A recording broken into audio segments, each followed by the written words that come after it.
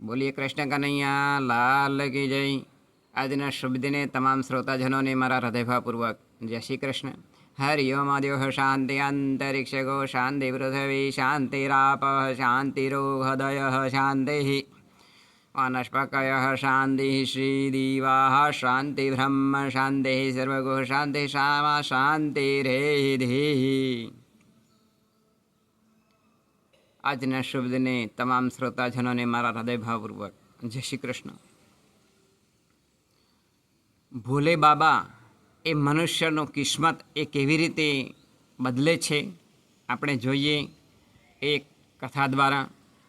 એક વખત કૈલાસની અંદર ભગવાન ભોલેનાથ અને પાર્વતીજી બિરાજમાન હતા.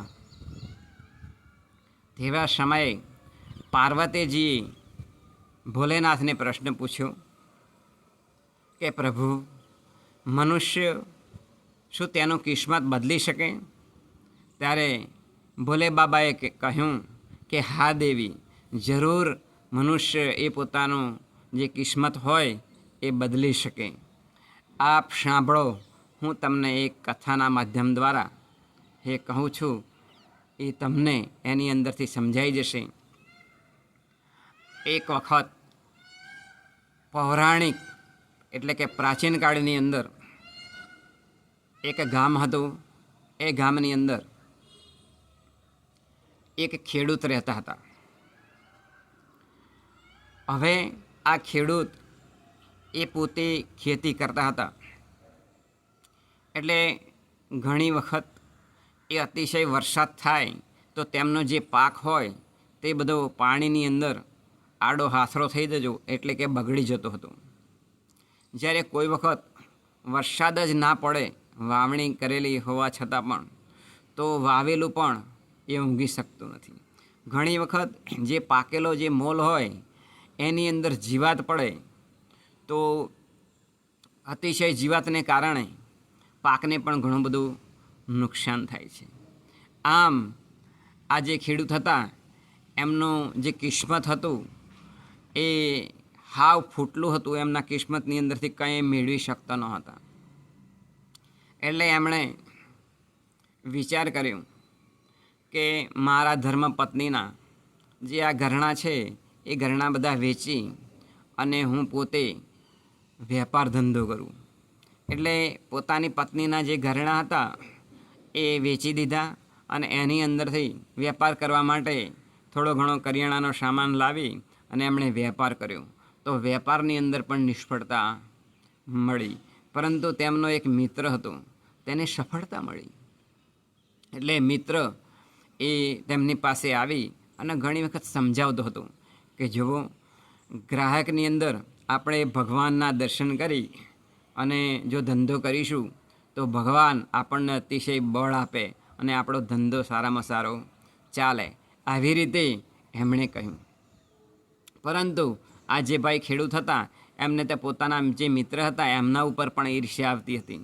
કારણ કે મારા કરતાં કેમ આગળ વધી ગયો.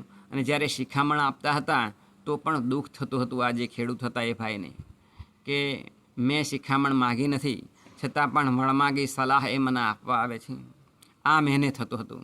પરંતુ બીજી બાજુ ભગવાન વિષ્ણુ અને લક્ષ્મીજી એ પોતે એ જે ભગવાન વિષ્ણુ હતા એમણે એ સાધુ મહાત્માનું એ રૂપ લીધું અને જે લક્ષ્મીજી હતા એમણે પણ એક તપસ્વીની હોય એવું રૂપ ધારણ કરી અને પછી આ જે ખેડૂત હતા તેમની પાસે જાય છે. કારણ કે આ ખેડૂત એક જંગલની અંદર જઈ અને બેઠા હોય છે અને ત્યાં રડતા હોય છે. ત્યાં જ આ ભગવાન વિષ્ણુ અને લક્ષ્મીજી એ પોતે વેશ પલટો કરી અને તેમની પાસે આવે છે. અને આ જે મહાત્મા છે એ પૂછે છે ખેડૂતને, તે કેમ ભાઈ તું રડે છે? તાકે મારું કિસ્મત એ કામ લાગતું નથી, મારું કિસ્મત હાવ ફૂટલું છે. કારણ કે મેં ખેતી કરી તો પણ ખેતીની અંદરથી કંઈ પાકતું નથી અને અંદર જે મારા જે પૈસા રોકેલા હોય તે પણ મને પાછા મળી શકતા નથી. જ્યારે મેં ઘરેણાં વેચી મારી પત્નીનો મેં વેપાર કર્યો તો વેપારની અંદર પણ કોઈ બરકત આવી નહીં ને એની અંદર પણ ખોટ જતી હતી. અને મારો મિત્ર મારા કરતાં આગળ વધી ગયો, એના પ્રત્યે મને ઈર્ષ્યા થતી હતી અને દુઃખ થતું હતું કે મારાથી આગળ કેમ વધી ગયો. એટલે આજે ભગવાન વિષ્ણુ એ પોતે મહાત્મા બનીને આવ્યા હતા. એમણે પેલા ખેડૂતને કહ્યું કે જુઓ ભાઈ, તમે તમારું કિસ્મત પણ બદલી શકો છો. બોલે એમ તો કે હા. તો કેવી રીતે બદલી શકાય આપ બતાવો. ત્યારે એમણે કહ્યું કે પહેલાં તો અતિશય શ્રદ્ધા સહિત જો કોઈ પણ કાર્ય કરવામાં આવે તો એનું ફળ ભગવાન આપે છે. તમારે શ્રદ્ધા એ બાંધવી જોઈએ, આશા બાંધવી જોઈએ કે હું આ જે કાર્ય કરું છું તેની અંદરથી મને ઘણું બધું ધન પ્રાપ્ત થશે. બોલે એમ તો કે હા. તો તમે તમારા કિસ્મતને બદલી શકો છો. બીજું કે તમારો જે મિત્ર છે એ તમારો મિત્ર ભલે તમારા કરતી આગળ વધી ગયું તો તમારે ખુશ થવું જોઈએ, તેનાથી તમારે દુઃખી થવું જોઈએ નહીં. તો જ તમારું કિસ્મત એ બદલાશે. ત્રીજી વસ્તુ કે તમને જ્યારે એ કોઈ પણ ધંધો વ્યાપાર કરો તો ભગવાન અનુસંધાનનો રાખજો કે હે ભગવાન, ભગવાનને એનાની પ્રાર્થના કરજો કે ભગવાન, હું આ કાર્ય કરી રહ્યો છું તો મને સફળતા આપજો. એટલે જ્યારે તમે વેપાર કરો છો તો પણ જ્યારે તમારો ગ્રાહક આવે ને એની અંદર પણ ભગવાન જોવાના દર્શન તમે કરજો અને વિશ્વાસ રાખજો, તો તમારું કિસ્મત એ પલટાઈ જશે. બોલે એમ તો કે હા. આમ કહી અને પછી આ જે મહાત્મા હતા ભગવાન વિષ્ણુ, એ સ્વરૂપ બદલીને આવ્યા હતા. એમણે એક નાની ડબ્બી આપી અને એ ભાઈને કીધું, ખેડૂત ભાઈને, કે જુઓ આ ડબ્બી છે, તમારું કોઈ પણ વખતે અતિશય તકલીફ પડે, અતિશય દુઃખ પડે અને તમારા જીવનની અંદર કોઈ પણ આશાનું કિરણ ના હોય તેવા વખતે તમારે આ ડબ્બી ખોલવાની. અતિશય મુશ્કેલી હોય તો જ આ ડબ્બી ખોલવાની અને એની અંદરથી તમને સફળતા મળશે. જ્યારે કોઈ પણ અતિશય મુશ્કેલી પડે ત્યારે જ ખોલવી, એ પહેલો આ ડબ્બીને ખોલવી નહીં. બોલે એમ તો કે હા. આમ કહી અને જે પેલા ભગવાન હતા વિષ્ણુ ભગવાન અને લક્ષ્મીજી, જે વેશ પલટો કરીને આવ્યા હતા એ અદૃશ્ય થઈ ગયા. ત્યાર પછી આ જે ખેડૂત હતો એણે પોતે એ વેપાર ધંધો શરૂ કર્યો. કારણ કે શરૂઆતની અંદર મજૂરી જતો હતો, મજૂરીની અંદર થોડા ઘણા પૈસા આવે એટલે એની અંદરથી એણે થોડો વેપાર ધંધો શરૂ કર્યો. તો વેપાર એનો ધીમે ધીમે સારો ચાલ્યો અને તેણે એક સરસ મકાન બનાવ્યું. તો બન્યું એવું કે એક વખત ચોરો આવ્યા અને ચોરો આવી અને લૂંટફાટ કરી અને ઘરની અંદરથી બધો સામાન લઈ ગયા અને પાછળ મેલી હતી અગ્નિ. એટલે અગ્નિથી આખું ઘર એ ભડભડ સળગી ગયું. એટલે આ જે ખેડૂત જે હતો અને તેની ધર્મપત્ની હતા એ હાથે પગે થઈ ગયા. એટલે ખૂબ દુઃખી થઈ ગયા. એમણે ઘરની અંદરથી એ આ જ્યારે સળગતું દેખ્યું એટલે એમને આંખોની અંદર આંસુ આવતા હતા. પરંતુ એમને શ્રદ્ધા હતી, વિશ્વાસ હતો કે ભગવાને મને એમ કે સફળતા મેળવી, પરંતુ આ ભગવાને બધું લઈ લીધું.